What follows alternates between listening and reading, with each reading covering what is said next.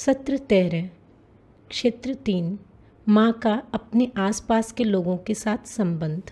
क्योंकि ये आखिरी सत्र है, हमें माँ के अवसाद को समझने के लिए PHQ 9 का संचालन करना होगा। सत्र की शुरुआत में माँ का PHQ 9 स्कोर जान लें। साची, नमस्ते दीदी। नमस्ते, कैसी हो? ठीक हूँ दीदी, आप कैसे हैं दीदी? मैं भी अच्छी हूँ। जी हाँ, दीदी। काम कर रही हो? हाँ जी दीदी, सोचा थोड़ा निपटा लूँ, फिर हाँ। बच्चे के साथ भी समय बिताऊंगी। तो इन काम के साथ साथ आप दूसरी चीजें जो मैंने बताई थी वो भी कर पा रही हैं ना? हाँ दीदी, मैं कोशिश कर रही हूँ और काफ़ी हद तक मैं उसमें सफल भी हो रही हूँ, कर रही हूँ मैं, लेकिन रोज़ नहीं हो पाता, लेकिन फिर भी मैं कर रही हूँ और मुझे अच्छा भी लग रहा है वो सब करके दीदी। तो पिछली बार मैं आपके परिवार के दूसरे सदस्यों से भी मिली थी और मैंने उनसे भी बात की थी जी कि आपके जो करीबी लोग हैं, नज़दीकी लोग हैं, उनका सहयोग आपके लिए और आपके बच्चे के लिए कितना ज़रूरी है। जी। तो अभी आपको उनका सहयोग मिल रहा है?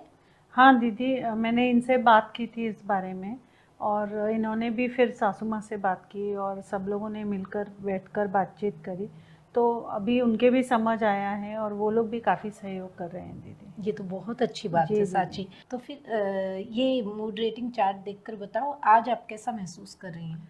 दीदी, मैं इसमें आज ये ऊपर से दूसरा जिसमें माँ खुश है और शांत है, तनाव मुक्त है, वैसा मैं महसूस कर रही हूँ दीदी। मैं देख पा रही हूँ कि आप जी पहले दीदी। से बहुत ठीक हैं, खुश हैं। जी दीदी। और ये बहुत अच्छी बात है, मुझे बहुत खुशी हुई साची आपको ऐसे देखकर। जी दीदी। और इस तस्वीर में आप देखकर बता सकती हैं कि क्या चल रहा है? इसमें तो दीदी माँ सोच सोच के ही परेशान हो रही है अपने, उसने एक खुशहाल बच्चे के साथ में समय बिताने वाला और अच्छा खुशहाल परिवार की कल्पना की थी। यहाँ तो बच्चे लड़ रहे हैं, वास्तव में हर चीज़ पे लड़ रहे हैं और उसको बहुत तनाव हो रहा है, वो उनको भविष्य को लेकर काफ़ी चिंतित है, ऐसा जान पड़ रहा है दीदी इसमें, इस तस्वीर में। बच्चों को संभालने में वो अपने आप को नाकामयाब महसूस कर जी रही जी है। जी जी। और उसको लग रहा है कि बच्चों का और उसका भविष्य क्या रहेगा। जी जी जी, बिल्कुल ठीक कह रही हो अपने आप को ही दोषी महसूस कर रही है वो। साची जी ये तस्वीर देखो और बताओ कि इसमें क्या चल रहा है। दीदी, इसमें तो पहली तस्वीर में ये दिखा रहे हैं, इसमें 3 तस्वीरें दिख पा रही हूँ मैं।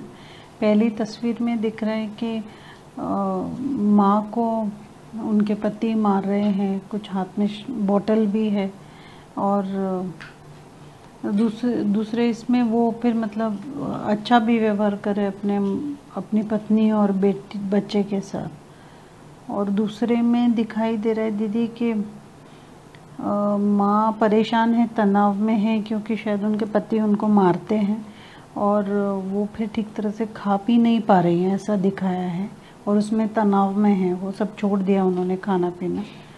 और तीसरे इसमें दिख रहा है कि माँ उसी की वजह से बहुत ज़्यादा तनाव में है, अपनी ऐसी परिस्थिति की वजह से, ऐसा दिखाई दे रहा दीदी तस्वीर में। बिल्कुल ठीक साची जी। बहुत बार ऐसा होता है कि घर के हालात ऐसे होते हैं और बहुत बार घर के दूसरे सदस्यों का व्यवहार ऐसा होता है।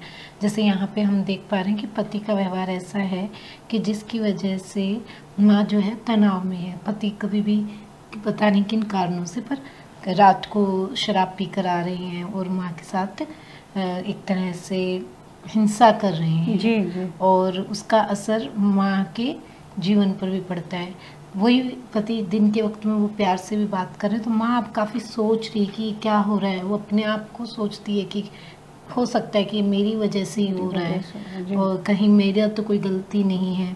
तो ये सब चल रहा है माँ के दिमाग में और इन सब चीज़ों की वजह से जो महिला है वो खाना पीना छोड़ देती है, तनाव में रहने लगती है और उसकी सेहत में गिरावट आने लगती है। तो कुल मिला के इस तरह की जो परिस्थितियाँ होती हैं वो माँ की सेहत पे काफ़ी असर डालती हैं। जी है ना?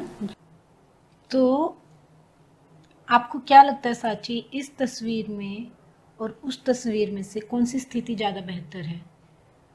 बिल्कुल दीदी, कोई भी देख के बताएगा ये तस्वीर ज़्यादा अच्छी है, क्योंकि खुशहाल परिवार है, इसमें बेहतर स्थिति है। जी क्योंकि माँ को पूरा सहयोग मिल रहा जी, है जी, परिवार बिल्कुल। के दूसरे सदस्यों से जी। भी। और इससे माँ अपनी सेहत का भी ख्याल रख पाएगी, अपने बच्चे की सेहत का भी ख्याल रख पाएगी। जी। तो साची, अब ये तस्वीर देखो और इसमें बताओ कि क्या चल रहा है। दीदी इसमें भी पहले की तरह 3 आयाम दिए हुए हैं। पहले इसमें पहली छोटी तस्वीर में वही है पुरानी तस्वीर जैसी, जिसमें माँ के जो पति हैं वो आके उन्हें मार रहे हैं, हाथ में बॉटल है, और एक तरफ दिखाया जा रहा है कि वो अपने पत्नी और बच्चे के साथ खुश भी हैं। और दूसरी तस्वीर में कुछ ऐसा दिख रहा है कि कोई आके उनसे बात कर रहे हैं, उन माँ के पति से, और उन्हें समझा रही हैं, और शायद स्वास्थ्य कार्यकर्ता। और तीसरी तस्वीर में देख पा रही हूँ मैं, हाँ, कि अब माँ और उनके पति दोनों अपने बच्चे की देखभाल मिलकर कर रहे हैं, मिलजुल कर, और खुशहाल हैं। तो साची, जैसे मैंने आपको पहले भी बताया है वैसे ही कि बच्चे के साथ में परिवार के दूसरे सदस्यों को भी समय बिताना चाहिए, और वो बच्चे के लिए बहुत ज़रूरी है। जी। इससे बच्चे के विकास पर असर पड़ता है।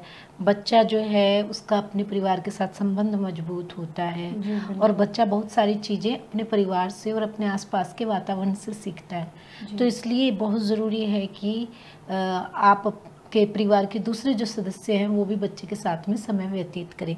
तो मैं यहाँ जानना चाहती हूँ साची, आपने इस चार्ट को देखा और आपने किया, परिवार के लोगों से बातचीत की, और क्या आपके परिवार के लोग समय व्यतीत कर रहे हैं बच्चे के साथ?